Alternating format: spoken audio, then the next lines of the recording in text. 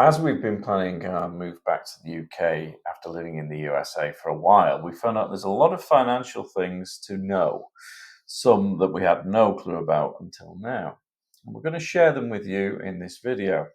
Stick around to find out how to get hold of of our ebook. An ebook. We did an ebook Yeah. that summarizes these essential money matters. Hi, I'm Susie. Hi, I'm Paul. Welcome to Here and There with Him and Her. So we're going to get into some financial stuff right now. So before all of that, Disclosure time. Excuse me whilst I read this out.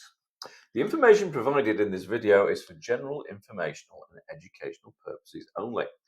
We are not a financial advisor, tax professional, immigration specialist, and nothing in this video should be considered financial, legal, or tax advice.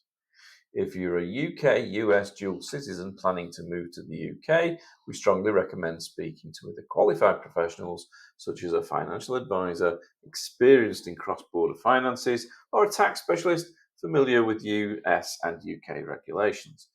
Every individual situation is unique and proper advice tailored to your circumstances is essential. While we've done our best to provide accurate and up-to-date information, rules and policies can change. So be sure to consult official resources or trusted experts before making any major financial decisions. yes, and this was written as an outline before the current economic climate, shall we say? Yes. So this is one of the reasons why we do these disclosures, is because things can change. Things can change quite rapidly. Very quickly. Yeah. Okay, so yes, as we said, we're going to get into the essential money matters. So the perspective is that we are both now dual citizens. Yeah. We're both citizens of the UK and the US. Paul wasn't a dual citizen until a while ago, so congratulations on that.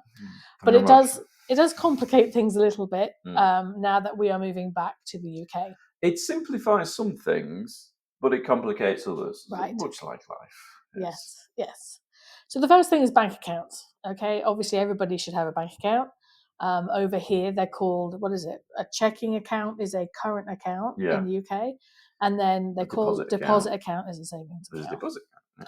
And then you may have other accounts as well. So you may have a high interest, high yield savings account, money market account, CDs. They're pretty much the same. Yeah, CD is like a fixed term deposit savings account. Yeah, so that money's locked away for a while. Anyway, we're not banking people. What we're going to say is that you don't necessarily have to close your bank accounts once you are moving back to the UK, because this is now a global enterprise, isn't it? Yeah. A lot of these banks are international. But I would definitely check with your bank first. So we actually have a credit union with the state of North Carolina. That is not something that we can keep. No, we're going to have to close that, which is a shame, really, but it only operates really within the state, doesn't it?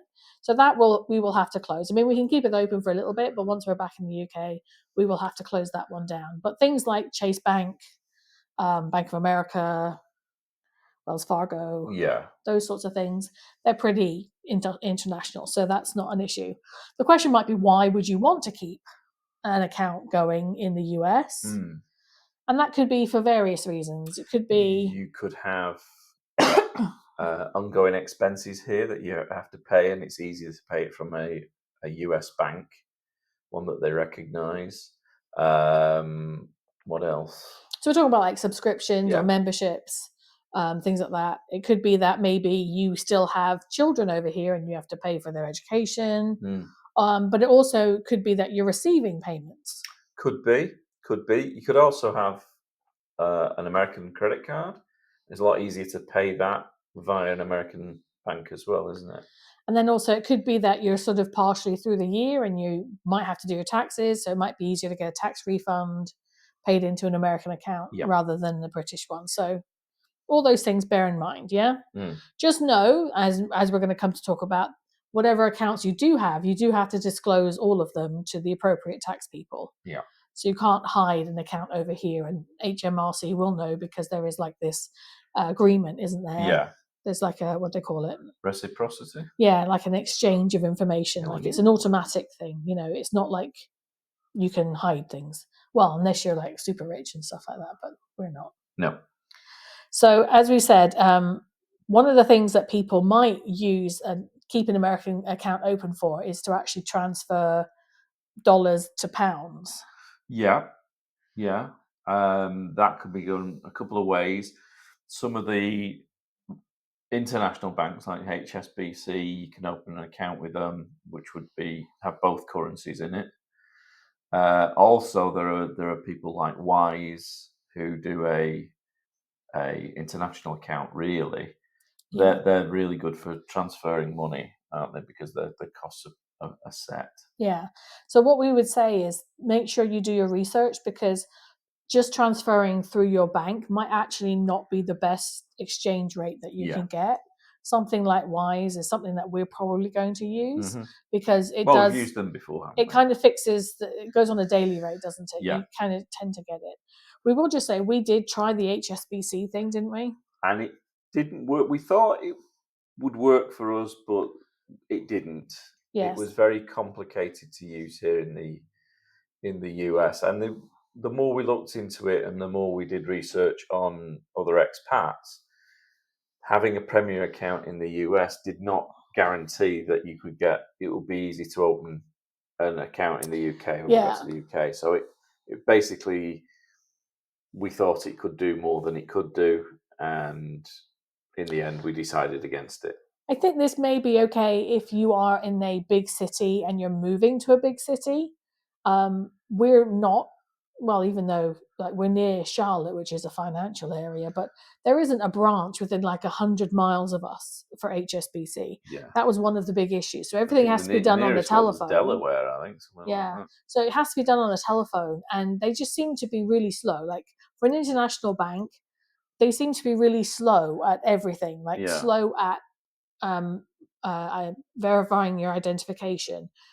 Slow even just to set up the account. Like I set it up online, but then to add you, we had to wait just 2 weeks just to get a phone call appointment to even start the ball rolling to get you added. One of the things that attracted us was a CD they were offering to people opening a Premier account, but because of the delay, we lost out on that interest rate. Yeah, we had to go to another bank to get the same level of interest. So for us, it didn't work out. But as I said, if you're like going from, I don't know, New York to London or something, where branches might be easier for you to find, this might be something to think about.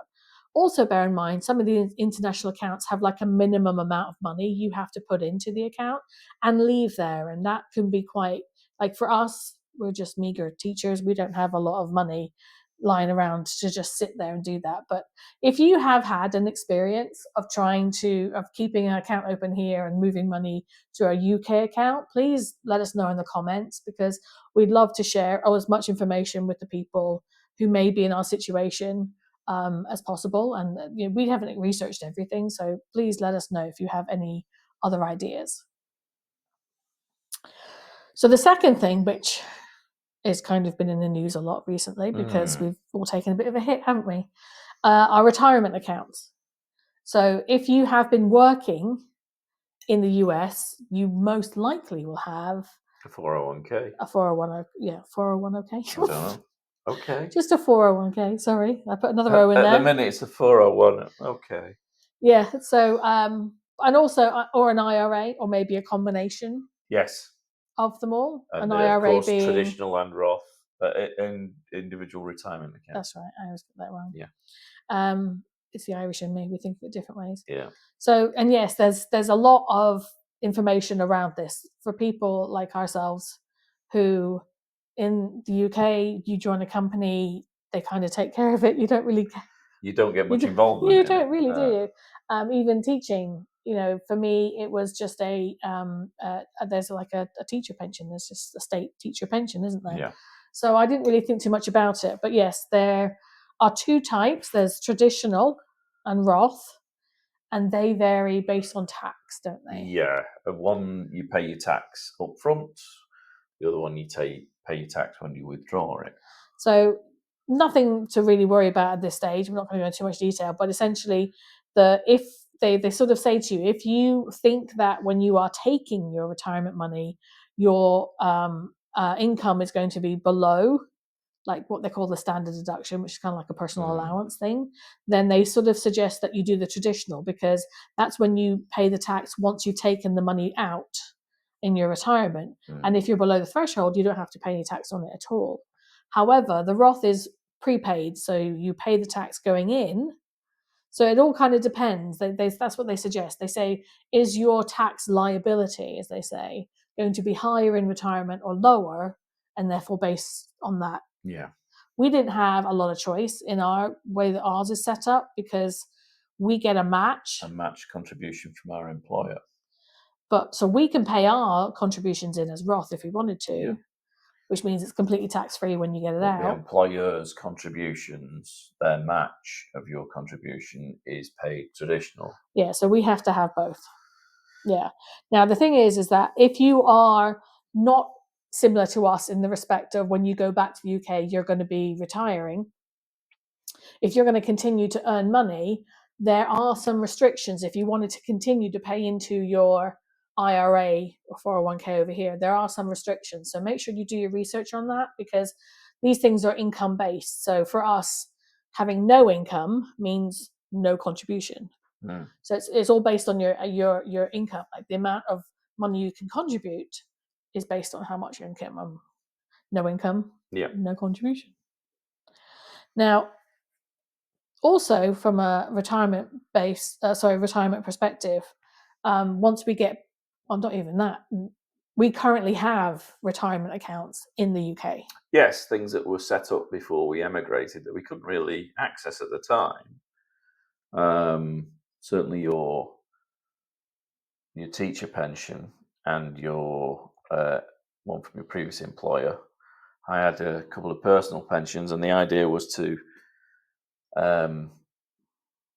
bring them over and pay them into a 401k, which we thought was possible, but that turned out to be a non-starter for various reasons. So I have a UK private pension. You got two pensions. I have two, there. yeah. So the key thing to when we're talking about these things is really now from a tax perspective, because there are different rules based on these things. So anything that is seen as a pension account, a US-based pension account, from a UK perspective, if it's not, I mean, they're taxable. Like you get a tax-free portion of it, don't you? 25% tax-free portion of it, but then the rest of that 75% is taxable in the UK.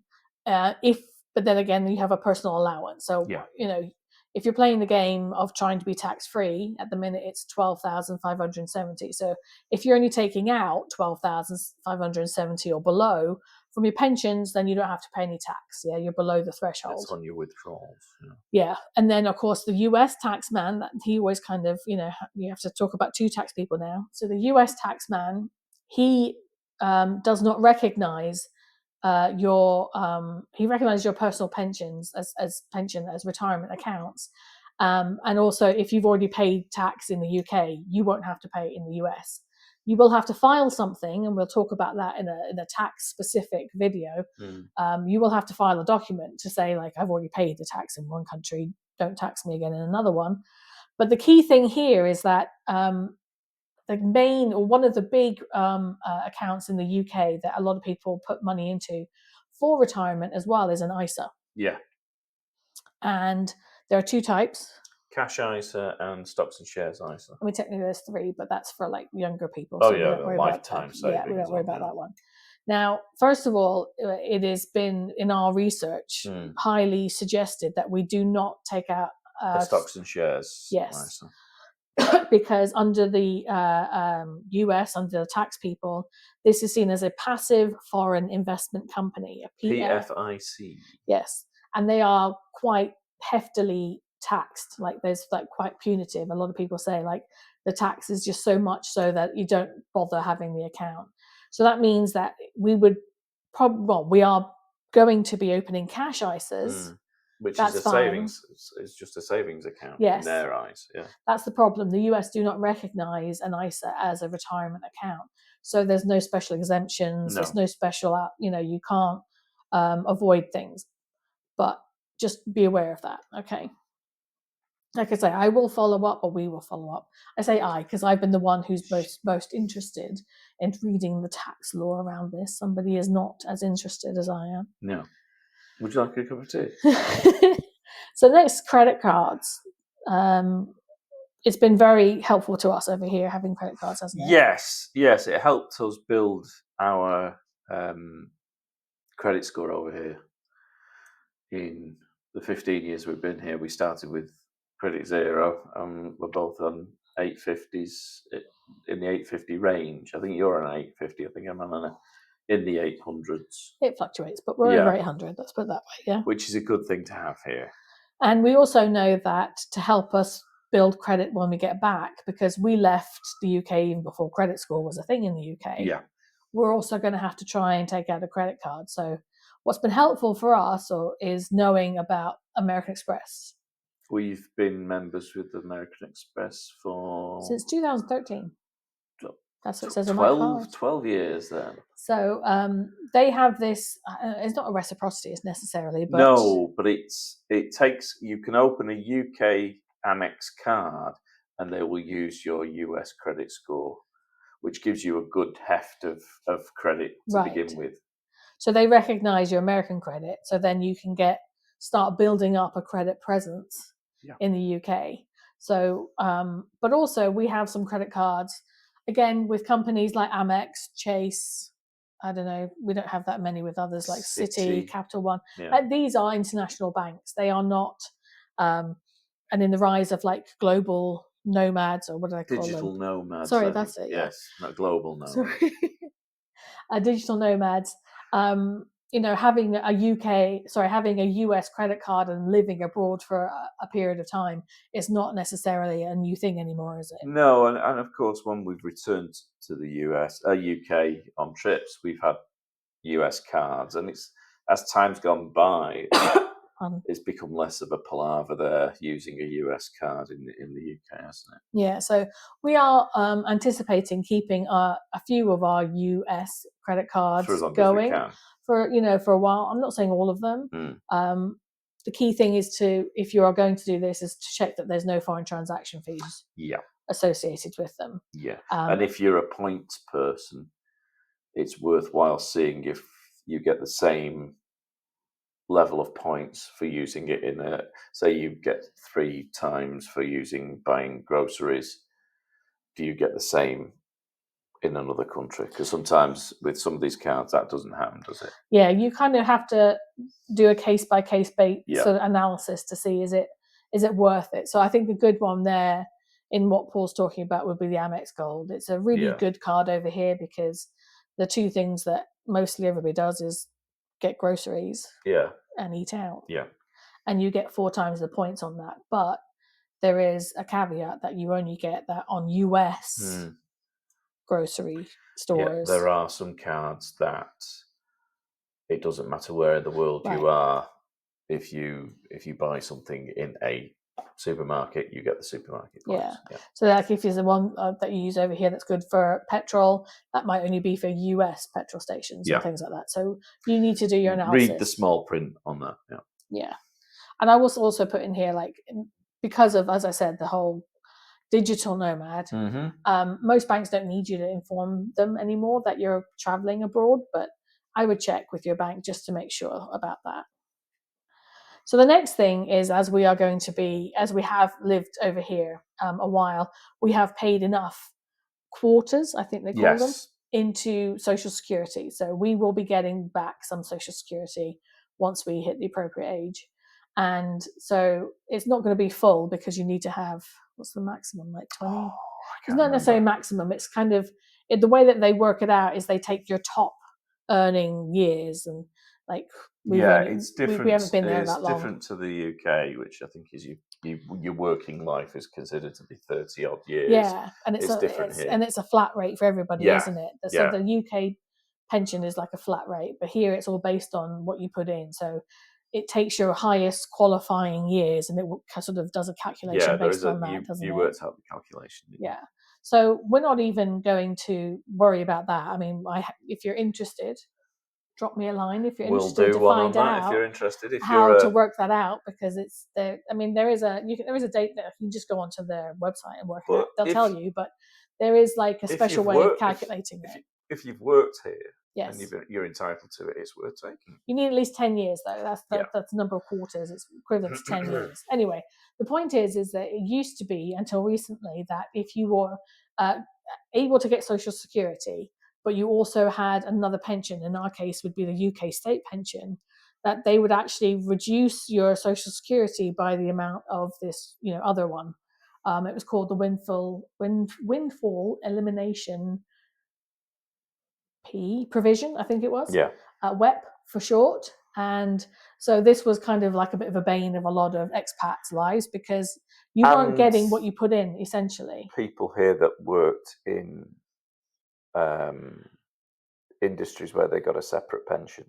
Yeah. So a lot of the teaching unions up north and firemen, police, people like that. People who may have taken Excuse me. a second job. So like teachers, you're not technically paid over the summer months. So you could get a second job. So that would automatically have gone into Social Security, whereas your teacher thing, they may have opted to do something else. Anyway, the whole long and short of it is that WEP was repealed. It was one of the last things that Biden did before his administration finished. So WEP no longer applies. So you will get all of whatever you should get from your Social Security, and you should get all of your state pension as well, which is really good. So this is something that, I don't know if everybody knows about. I was following very closely. I was literally watching the voting happening on the Senate floor. And I was weird about it. So I saw Biden sign the paperwork. An important thing. It's a law. So, there's been a lot of speculation about it. Is it still going? And it's not. So just know that it's gone. Yay. So we do have another section which is all about taxes, but I think we're going to leave that for a separate video. Yeah. It's quite complicated. Yes, there's quite a bit to go through. Yeah. So if you have any questions, if you have any comments, if you have any information that we may not have been anticipated regarding sort of just the essential things that you need to be aware of when you're moving from the US, please let us know in the comments below. Please give us a thumbs up if you like this video, found it helpful. Please share it with somebody who might also find it helpful. Yeah. And then also subscribe, because, as I said, we're going to be getting into the tax. Yes. Exciting stuff. Oh, I can barely contain myself. Now, I know it's going to be dry. I'm not going to lie to you. I find it quite interesting, but I will say it is important, because you don't want any penalties. That's the reason. You don't want any penalties, and you don't want to pay any more than you have to. Yes. Everybody has to pay tax. It's one of the two sureties in life. But we don't want to run you afoul by trying to avoid it. We don't want to avoid it. We just want to pay as little as possible. So please, like I say, subscribe. Make sure you catch that next one. Please follow all of the links that will be popping up in a moment if you're interested in our journey. We thank you for watching so far. Take care, and bye for now. Cheers.